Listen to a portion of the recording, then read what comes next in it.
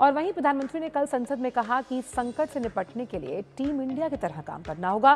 साथ ही ऊर्जा संकट पर लोगों को इस स्थिति का फायदा न उठाने की चेतावनी दी और राज्य सरकारों से कालाबाजारी और जमाखोरी पर रोक लगाने के लिए कहा। यानी जनहित सर्वोपरि है, ऊर्जा संकट पर स्थिति का फायदा न उठाने की चेतावनी प्रधानमंत्री ने दी। उन्होंने कहा कि राज्यों को कालाबाजारी जमाखोरी पर रोक लगाने का कड़क आदेश दिया गया है। संकट को देखते हुए टीम इंडिया की भावना के साथ उठाए कदम, ये कहना था प्रधानमंत्री नरेंद्र मोदी का, यानी कि जनहित सर्वोपरि है। राज्यसभा में संबोधन के दौरान प्रधानमंत्री नरेंद्र मोदी ने ये बड़ी बातें कही, जहां कहा कि बदलते हालात में हर चुनौती के लिए तैयार रहना पड़ेगा और साथ ही उन्होंने कहा कि सरकार के लिए जनहित सर्वोपरि है, यानी देश सर्वोपरि है, देश की जनता सर्वोपरि है, 140 करोड़ देशवासी सर्वोपरि है। संवाद और कूटनीति की जरूरत पर जोर दिया प्रधानमंत्री नरेंद्र मोदी ने और कहा कि ईरान, इजराइल और यूएस सहित संबंधित देशों से लगातार भारत संपर्क में है और इस संकट के समय में देश में के काम आ रहे 11 वर्षों के प्रयास इस बात का सबूत दे रहे हैं कि सरकार लगातार, चाहे पश्चिम एशिया में संकट चल रहा हो, लेकिन भारत में एलपीजी हो या कच्चे तेल की स्थिति हो, उस पर लगातार काम कर रही है और नियमों के अनुसार नए नए बदलाव किए जा रहे हैं ताकि जनता को कोई परेशानी ना हो। तो युद्ध प्रभावित क्षेत्रों में भारतीयों की सुरक्षा सुनिश्चित करने की प्राथमिकता है, जो कहीं ना कहीं जनहित सर्वोपरि के स्वभाव की प्रतिबद्धता को दर्शाती है। साथ ही साथ राज्यों में कैसे कालाबाजारी और जमाखोरी पर अंकुश लगाया जा सके, इसके लिए कई कार्रवाइयां की जा रही हैं। और प्रधानमंत्री ने यह भी कहा कि संकट को देखते हुए टीम इंडिया की तरह और उसी भावना अनुरूप हमें काम करना होगा। इसी बड़ी खबर पर हमारे साथ हमारे संवाददाता राजेश राज इस वक्त जुड़ गए। राजेश का रुख कर लेते हैं।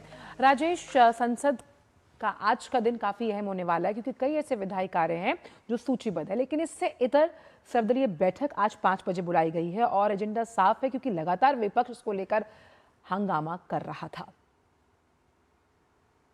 हाँ देखिए, लेकिन लोकसभा और राज्यसभा में जब प्रधानमंत्री नरेंद्र मोदी ने पश्चिम एशिया संकट पर जब अपने बयान दे दिए, उसके बाद दूध का दूध और पानी का पानी हो चला है। विपक्ष के वो तमाम आरोप खारिज हो चले हैं जिसमें वो लगातार भारत सरकार को कोसने का काम कर रही थी, भारत सरकार पर हमले कर रही थी।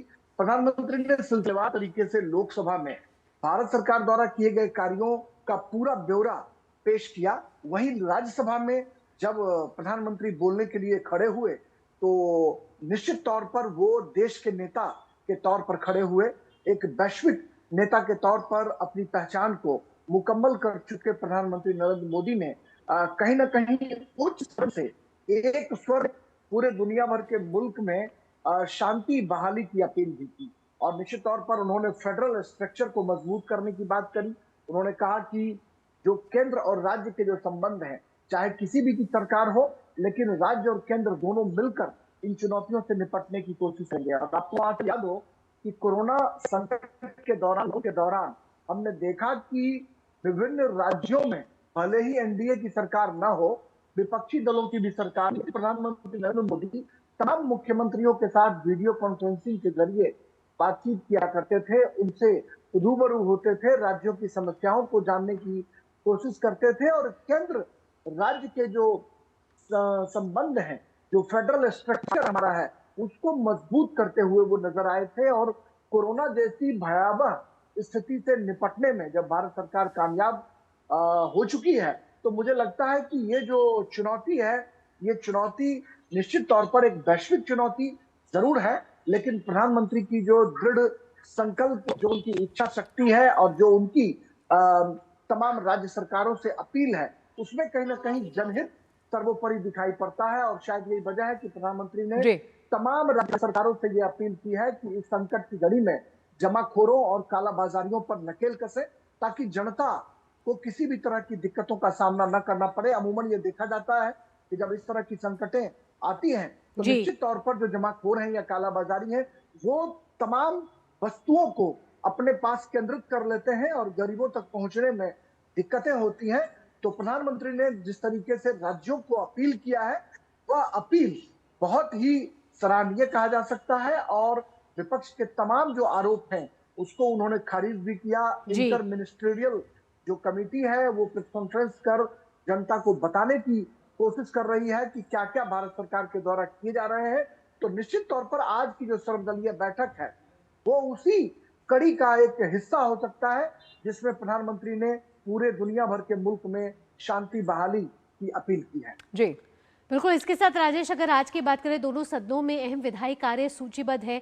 अगर ट्रांसजेंडर के अधिकारों से जुड़ा विधेयक कहा जाए तो बड़ा महत्वपूर्ण विधेयक इसे कहा जा रहा है, जिसे विचार और पारित करने के लिए आज रखा जाएगा। कल भी इस पर चर्चा हुई थी। किस तरीके से ये बिल का मुख्य उद्देश्य, कैसे ये ट्रांसजेंडरों की मदद करेगा और उनको लाभ पहुंचाएगा?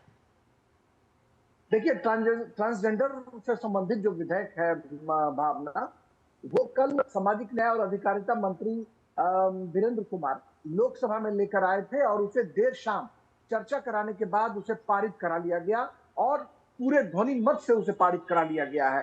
आज वो विधेयक राज्यसभा में रखा जाएगा और राज्यसभा में चर्चा के बाद उस विधेयक को जब पारित करा लिया जाएगा तो वह विधेयक जब कानून की शक्ल लेगा तो ट्रांसजेंडरों के लिए बहुत ही राहत का पैगाम लेकर आएगा, क्योंकि उसमें, उस विधेयक में कई तरह के ऐसे दंडात्मक प्रावधान भी किए गए हैं, जिस दंडात्मक प्रावधान के बाद ट्रांसजेंडरों के साथ जो भेदभाव की खबरें आती हैं उस पर नकेल कसी जाएगी, उस पर कहीं ना कहीं लगाम कसने की कोशिश की जाएगी। तो निश्चित तौर पर ट्रांसजेंडर विधेयक पर आज नजर होगी। वहीं लोकसभा में जो फाइनेंस बिल है, फाइनेंस बिल पर लगभग कल चर्चा पूरी हो चली है। आज वित्त मंत्री निर्मला सीतारमण वित्त विधेयक पर संसद में, लोकसभा में जवाब दे सकती हैं और राज्यसभा में जो विनियोग विधेयक है, विनियोग विधेयक क्रमांक जो संख्यांक 2 है, उस पर भी चर्चा लगभग पूरी हो चुकी है।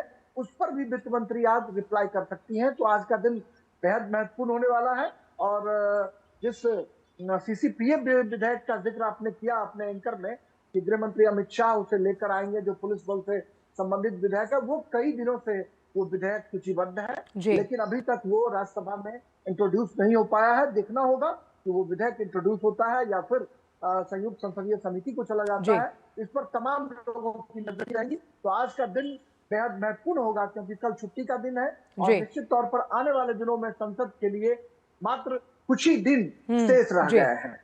बिल्कुल, विधेयकों के हिसाब से देखा जाए तो आज कई ऐसे अहम विधेयक हैं जो सूचीबद्ध हैं और सर्वदलीय बैठक भी है, तो आज का दिन काफी अहम हो जाता है। बहुत बहुत शुक्रिया आपका राजेश, इन तमाम जानकारियों को हमसे साझा करने के लिए।